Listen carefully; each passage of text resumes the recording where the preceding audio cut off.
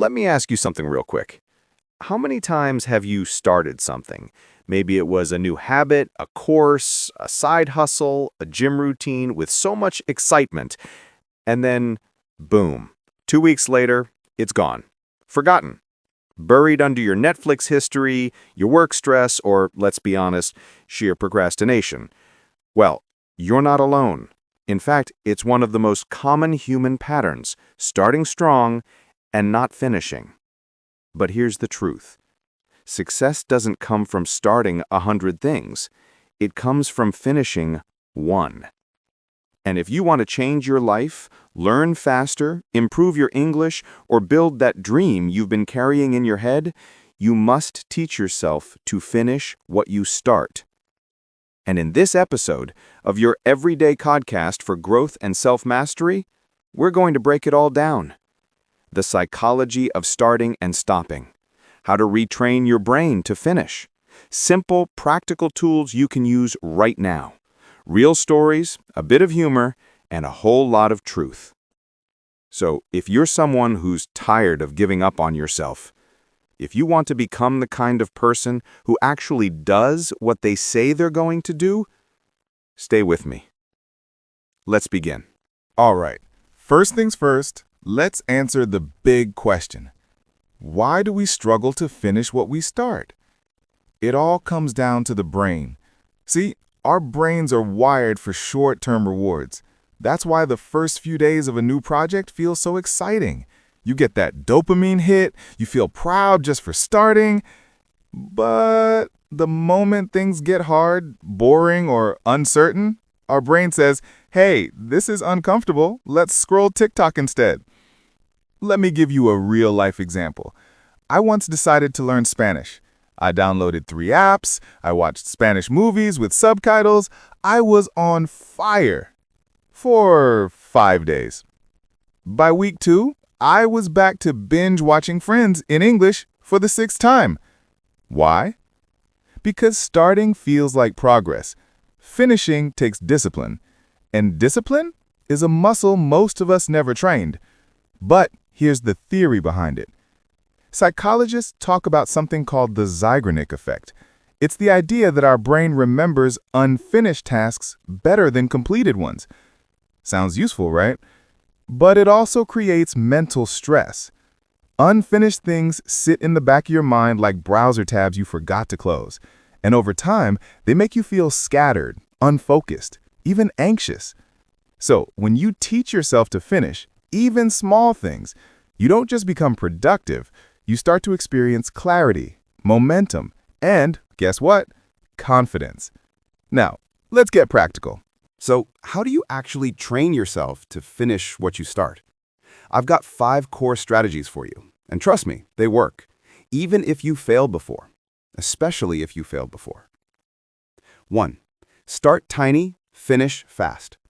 We often think starting big is a good idea. I'm going to write a book. I'm going to go to the gym every day. No. That's setting yourself up to fail. Start tiny. I mean ridiculously small. Not write a chapter, but write for 5 minutes. Not go to the gym, but put on your workout shoes and stretch. Why? Because small wins create momentum, and momentum is more powerful than motivation. Remember, motivation fades, momentum sticks. 2. Use time blocks, not goals. Instead of saying, I'll finish this project this week, say, I'll work on this project from 10 a.m. to 10:30 a.m. every day. You're not promising results. You're committing to effort. And when you show up consistently, results follow. This works beautifully for people learning English, too. Don't say, I'll speak fluent English in 6 months. Say, every morning for 15 minutes, I'll speak aloud or shadow a podcast. Even this one. 3. Use the one-tab rule. We live in the age of distraction. So here's a rule. Only keep one task tab open in your life at a time. Don't start 5 self-improvement projects at once. Pick one, just one, and don't move on until it's finished. Like finishing this video before opening another one. Yep, I saw that. 4. Track progress visibly. Humans love visual feedback. It's why apps give us badges, rings, fireworks. Create your own system. Use a notebook, a whiteboard, an app, doesn't matter. Just make your progress visible. I once used sticky notes on my wall. Every task I completed got a green one. It was silly, but my brain loved it, and I finished more than I ever before.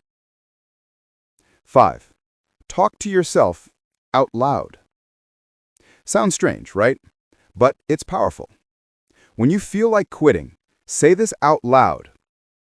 I finish what I start. I don't stop when I'm tired. I stop when I'm done. Your words shape your actions. If you speak like a finisher, you act like one. Okay, now we're getting to the heart of it. Finishing things is not just about habits, it's about identity. You need to start seeing yourself as someone who finishes. Not just sometimes, not just when it's easy, but always. Because once that becomes your identity, your actions will follow. Real life story. The girl who walked 100 days. Let me tell you a short story. A girl named Mira wanted to get in shape. She was unmotivated and tired of starting and stopping, so she made one promise. I will walk for 10 minutes every day, rain or shine, for 100 days. Day 3, it rained. She walked. Day 17, she was sick. She walked.